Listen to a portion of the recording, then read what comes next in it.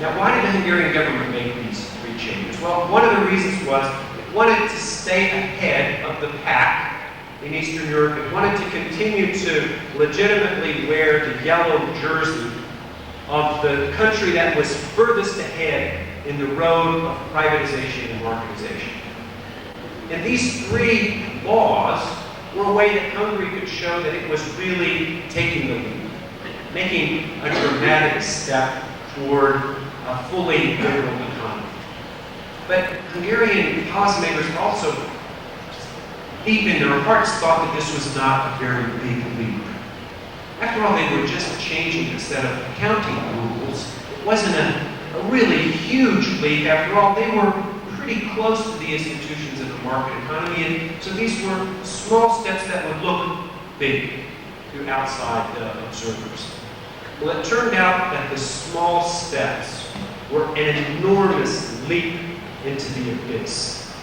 Because just by the act of changing accounting laws, thousands of Hungarian firms who otherwise had books reported that they were in the black were suddenly in the red.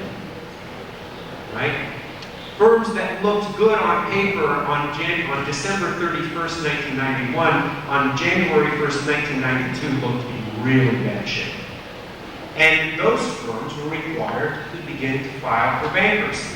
And as they filed for bankruptcy, there emerged a wave of bankruptcies because all firms had intricate ties of debt to their purchasers and suppliers. I mean, it rippled right through a tidal wave.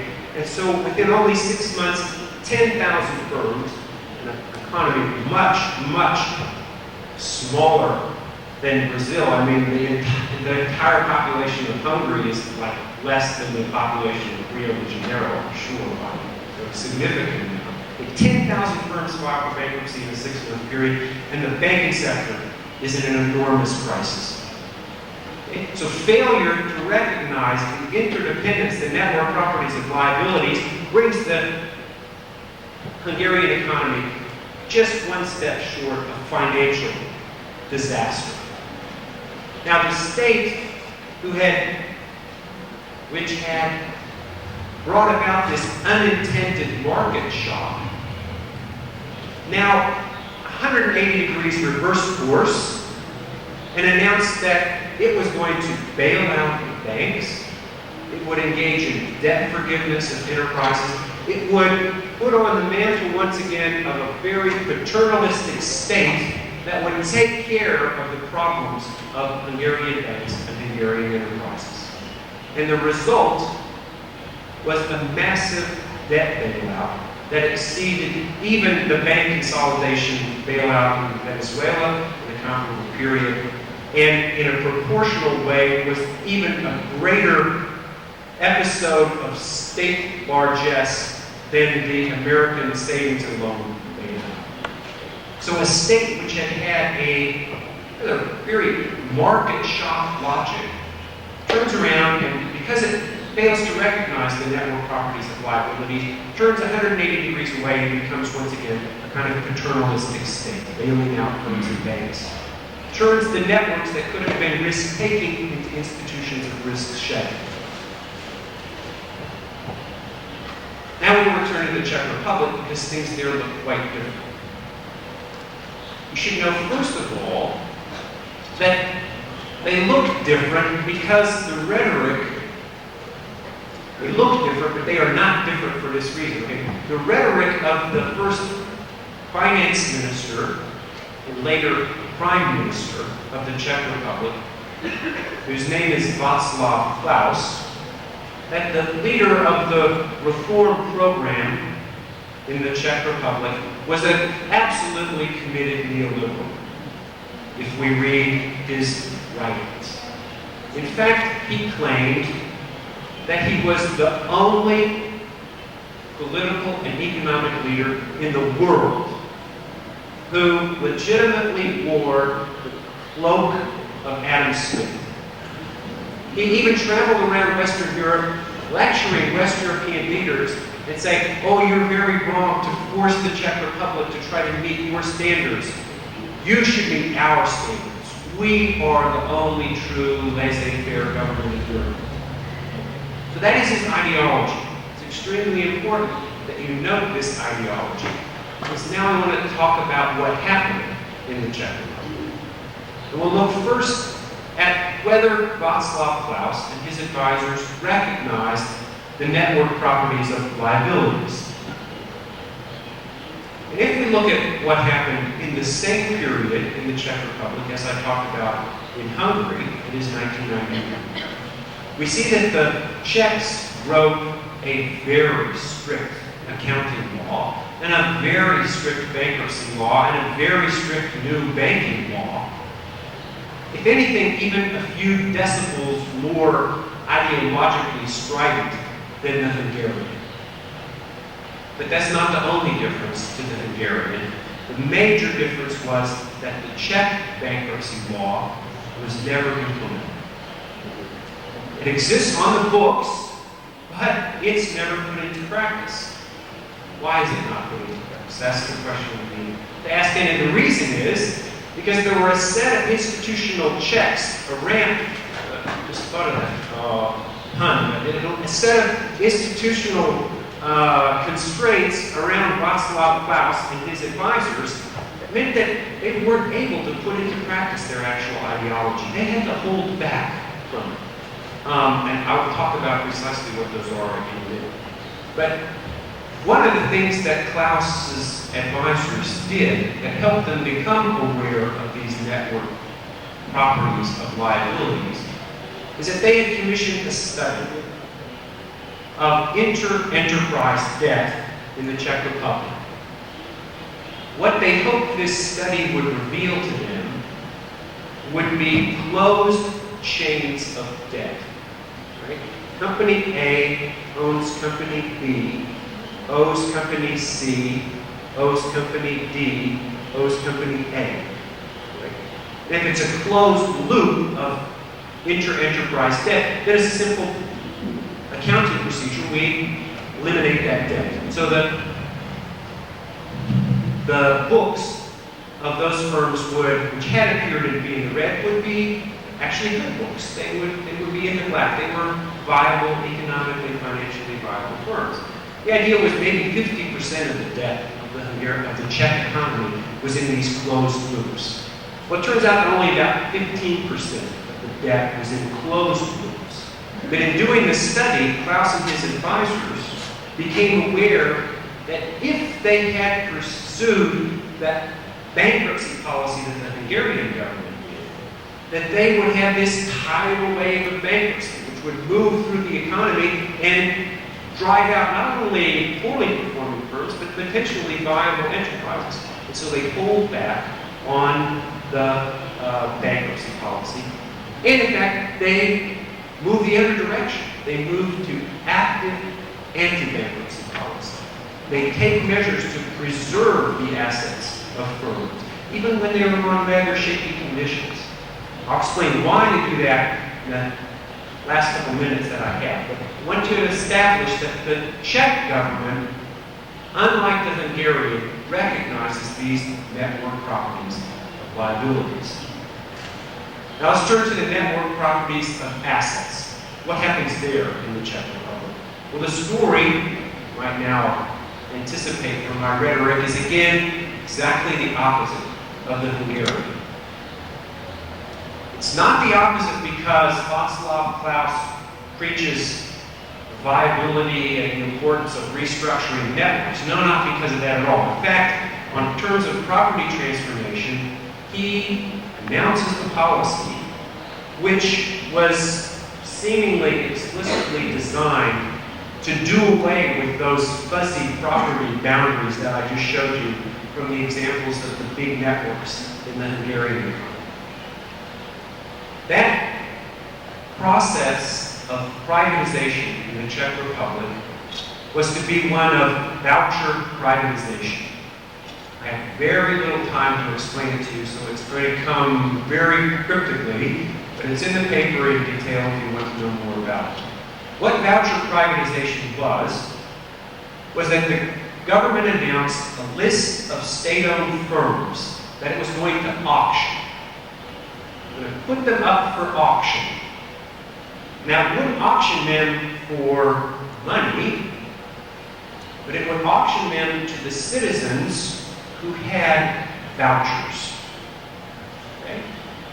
Every citizen could go to a post office, and for exactly 1,000 corona, which is about $35, or in other words, about half of a skilled worker's monthly salary. Okay?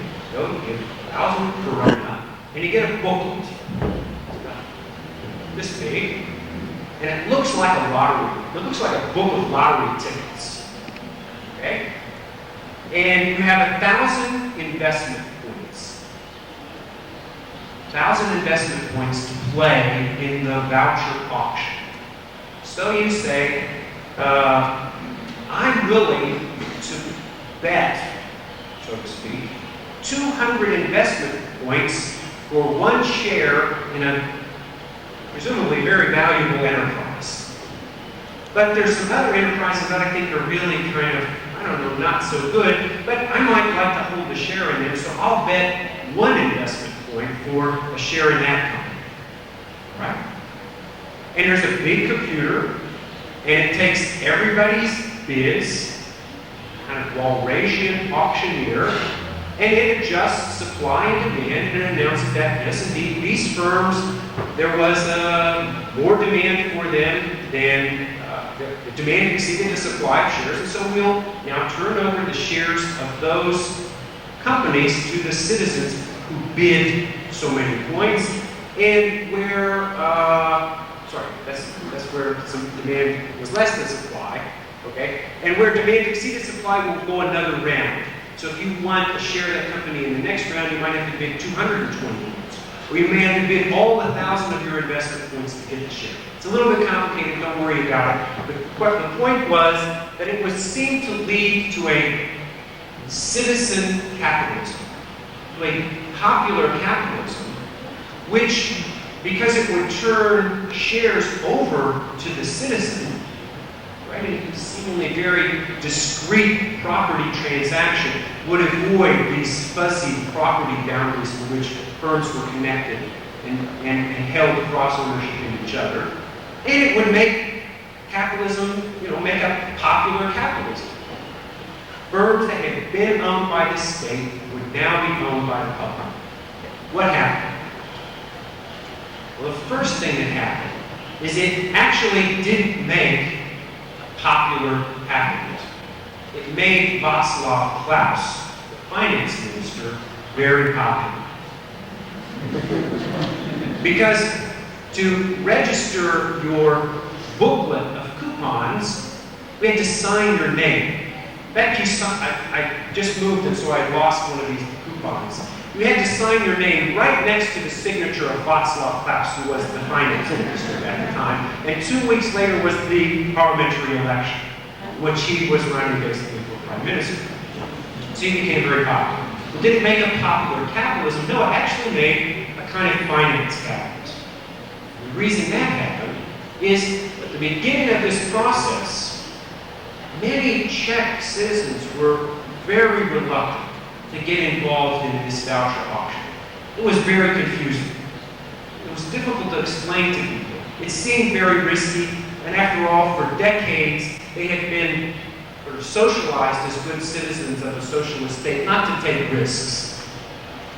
But in that circumstance, stepped a group of people who said, aha, this is a very interesting opportunity.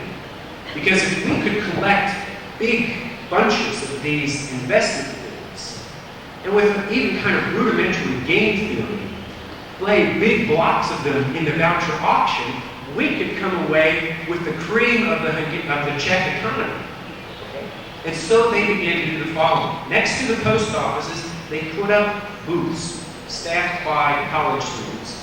And they said, if you will sign over to us, dear Czech citizen investor, your coupon book, you give us the right to manage it, we promise you that in a year and a day, we will give you a 1,000% return return on your investment.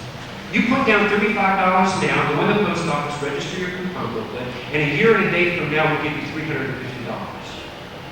So these Czech citizens who were averse to risk could nonetheless see a sure thing when they saw it. They could recognize a sure thing, and millions signed up.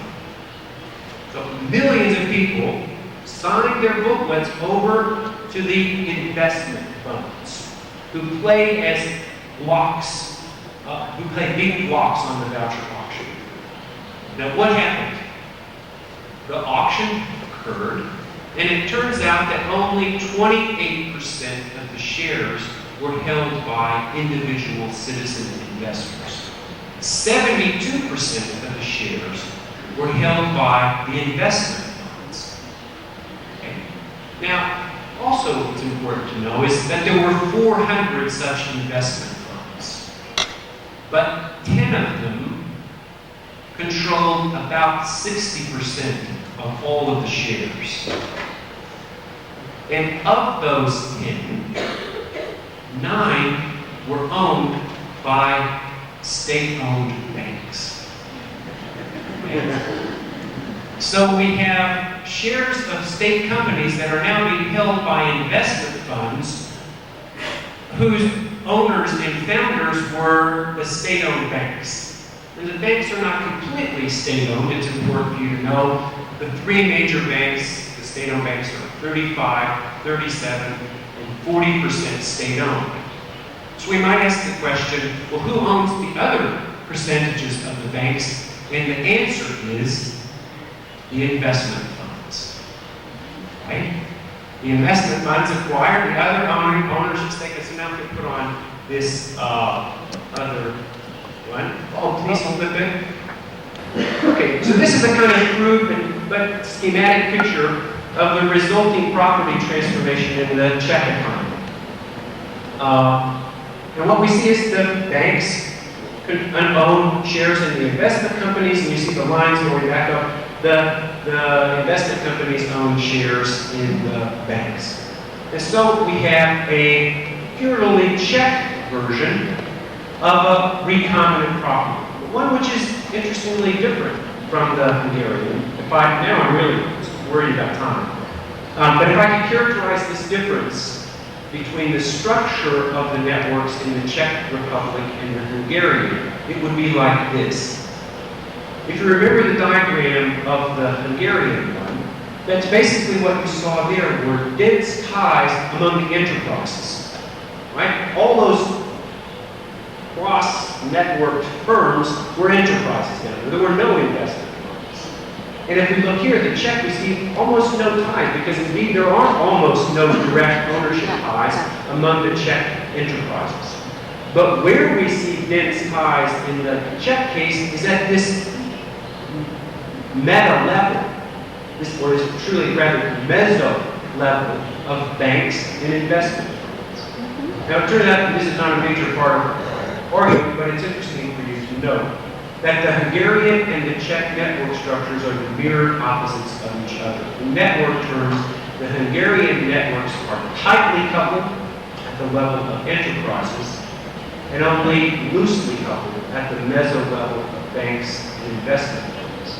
Whereas the Czech are loosely coupled at the enterprise level and tightly coupled at the meso level of banks and investment firms. Paper offers a path-dependent explanation of that difference, because reforms in Hungary had begun well before 1989, and so enterprise directors were free to begin making ties directly among themselves in Hungary, whereas in the Czech Republic, those kinds of ties were absolutely prohibited.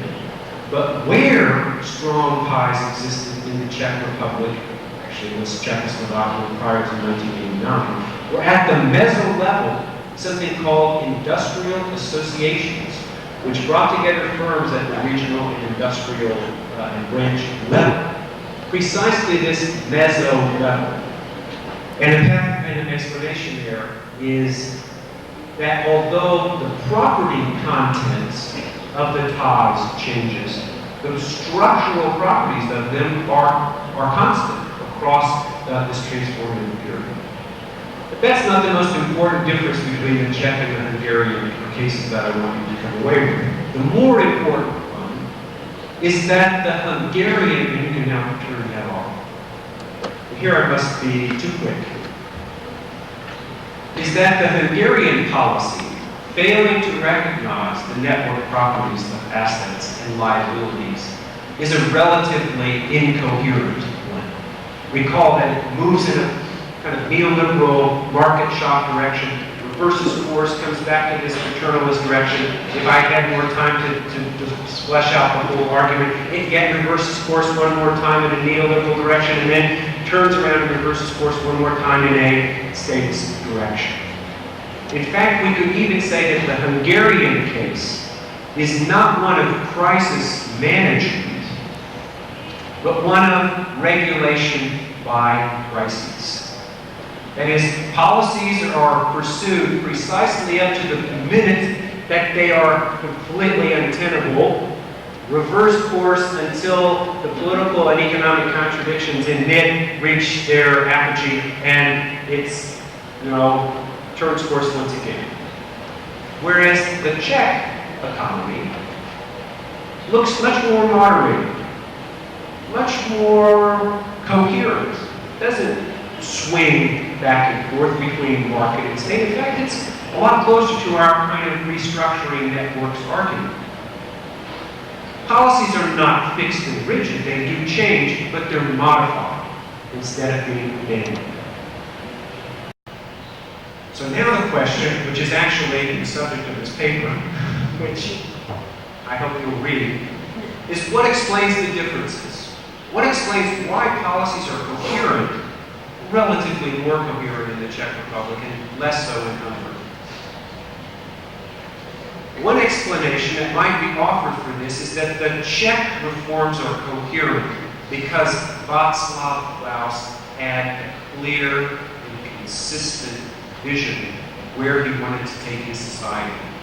It's the coherence of his ideology and his vision that brought about coherent policies. But of course, we can't accept that explanation because there's nothing to do with the ideology and the actual policies. The man who claims to be the best neoliberal, the only and single and pure advocate of Adam Smith, turns out to be the best social democrat in Eastern Europe. Okay? So his ideology can't explain his practices. We need to look somewhere else. And where we propose to look is at differences in political institutions, in politics. Now, when we do that, we look to the literature that's out there about democratization and economic restructuring. It has a very clear argument. We ask, what are the predictors of policy coherence? The argument, the standard, conventional argument that's out there is that those executives, those policymakers, those central authorities who have the greatest authority to carry out economic reforms are those who are the least constrained.